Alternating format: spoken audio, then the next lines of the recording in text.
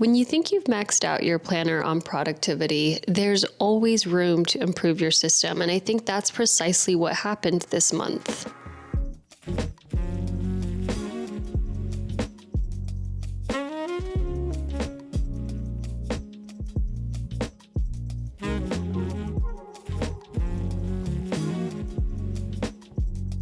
Hello friends, welcome to another end of month recap in my A6 Mulberry planner. August was a great month in my planner. Let's start in the weekly section because these inserts here were the highlight of my month. But first, let me preface that whenever I swapped my inserts, which I think it was back in July I did like a mid-year setup. I swapped out my weekly inserts for a different one each month. I swapped out the dashboard at the start of my planner just to freshen things up. For August, I used the week on one page inserts. These are by Rosie. And let me tell you, I enjoyed these so much more than I thought I would. I went in thinking, week on one page insert. I'll try these out for fun, but I just don't think these will work out. Believe it or not, these inserts are a contender for my 2026 planner. Let me explain. So the format is quite simple.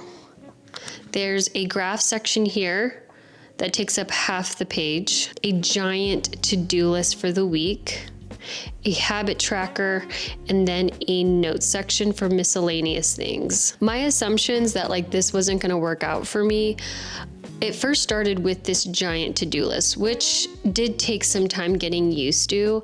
I am so used to planning out just every little thing in my day, even as far as what task I'm working on while my son is napping. I will write in the 3 o'clock slot, clean kitchen and edit. So going from that process to a more, I would say relaxed approach now, looking at my week as a whole and deciding, okay, these are the things that I want to complete this week. And whenever I do have time is when I'll do it. Instead of allocating tasks to a specific time slot, I found this new perspective on creating a weekly to-do list so much more forgiving, especially as a mom of one. Obviously, with kids, the day-to-day is so unpredictable. So sure, with my old system, I would write exactly what I needed to do during a time slot, but that didn't mean it always happened.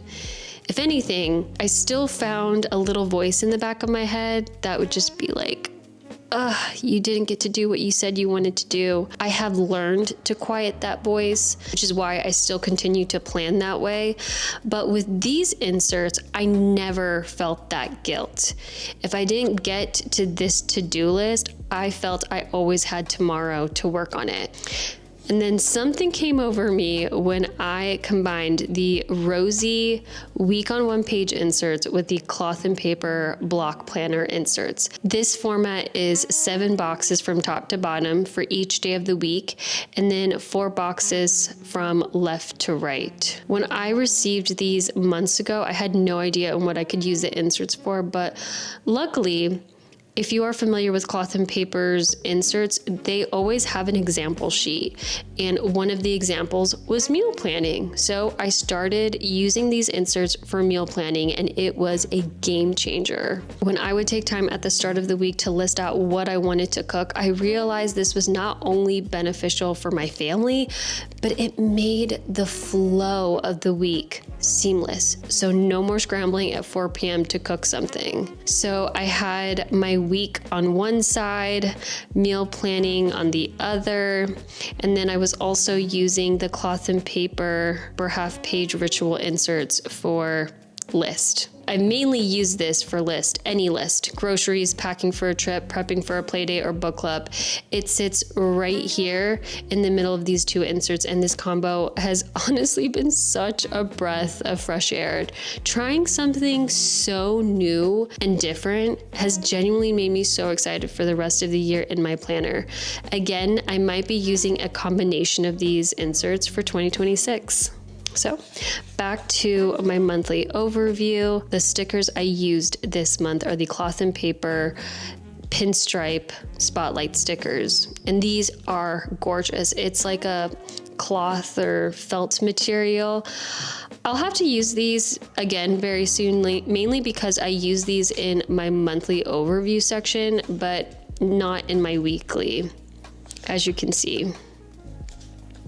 And the reason for that, I just didn't need stickers in my weekly setup because the time sensitive things were all located at the very top. There's no need to highlight these things because it's all in one area. My monthly overview is on another level. The aesthetic, the placement of the stickers in combination with the Angora small dot stickers. Well, I believe these are the medium and then these are the large. I wonder why I didn't use small. Maybe because I ran out of it. Can't remember. But this combo partnered up with this, like, it's almost like a lime green. It's not neon green, but there's definitely a bit more yellow in the shade of green. This matches perfectly with the Angora. And I love this. I love this so much. As I said, I'll definitely be using these cloth and paper spotlight stickers. Love this so much. I can't explain it, but August was truly a just really fun time in my planner.